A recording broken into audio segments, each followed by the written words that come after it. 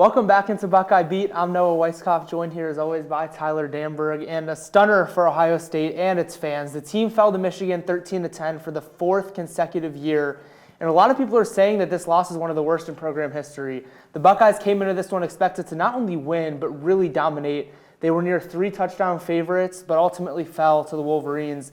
Ohio State was more talented, had the home field advantage, but the Buckeyes also had all the pressure, and they were frankly outcoached in this one, which proved costly. Let's dig into this and really see what went wrong. First, to me, the second half in the fourth quarter was really the big deal here. This year in the third quarter, the Buckeyes were outscoring their opponents 135-9. In the most important game of their season, Ohio State failed to not only record a third quarter point, but also didn't record one in the fourth quarter.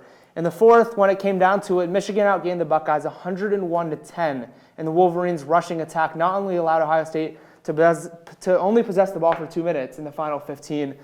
And in that last frame, the Buckeyes were 0 for 2 on third down compared to the Wolverines' 4 of 5 mark. Tyler, the second half, obviously crucial in the outcome of the game, but the special teams didn't produce either. I think special teams won the game. Michigan had the 54-yard field goal from Dominic Zavada, then he hit the go-ahead field goal. Tommy Doman hammered a 60-yard punt and pinned Ohio State within its own 10 multiple times on kickoff and on punts. And Jaden Fielding's 2 missed field goals left a decisive 6 points on the board that would have won the game. You can point to a lot of different things, but when Michigan couldn't throw the ball, 62 passing yards, they ran the ball for 172, but ran it a lot. Special teams was one of the main deciders in this one. Special teams, but you mentioned the run game. That was really the biggest difference here. We know going in that the run game is what's won and lost in this game.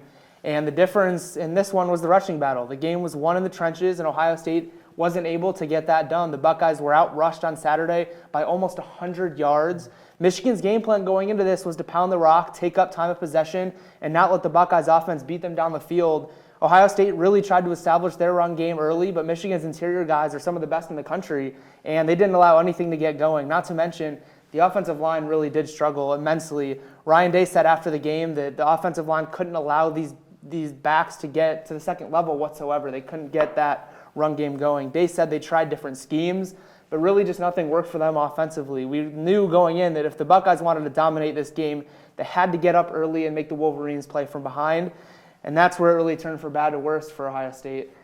Michigan players took its flags and ran toward midfield during Carmen, Ohio after the game, which resulted in just about every Buckeye to sprint towards Block O and defend their home turf. The brawl ended with law enforcement deploying pepper spray, multiple players from each side getting hit, and violent actions between the players. Tyler, both universities were fined $100,000 for this by the Big Ten, but not a good look, honestly, for either program. It certainly wasn't. It was a violent and it was an ugly end to the game. Michigan tried to stake its claim at midfield while Ohio State was singing Carmen and they were still out on the field. The Buckeyes were trying to protect its home turf, and luckily, the biggest takeaway is that everyone involved in the skirmish was okay, but it certainly was not the ideal end for either side to that ball game. And I know one police officer as well was hospitalized, has since been released. Now the biggest question is what's next. The Buckeyes dropped 4 spots in the college football playoff rankings, leaving them at the number 8 seed in the playoffs if the season were to end right now, hosting a home playoff game against Tennessee. With conference championships still yet to be played, one thing for sure we can say is the Buckeyes are just about guaranteed a home playoff game, which is a positive for them amongst all the negatives here. But Tyler, what are you looking for in terms of who the Buckeyes play? Is there a certain team you think they will match up well against? Georgia, Tennessee, potentially a rematch with Indiana? It could be any of those 3. It seems like Ohio State and Tennessee are locked in at the 8 and 9 seeds respectively, and it should be a home game at the Horseshoe in the first round for Ohio State against the Vols. Now, the game fans should keep an eye on, Noah, is the SEC championship game, because you mentioned Georgia, Tennessee, Indiana, but there is another dark horse that could potentially take on Ohio State, and it's Alabama, currently on the outside looking in, number 11 seed.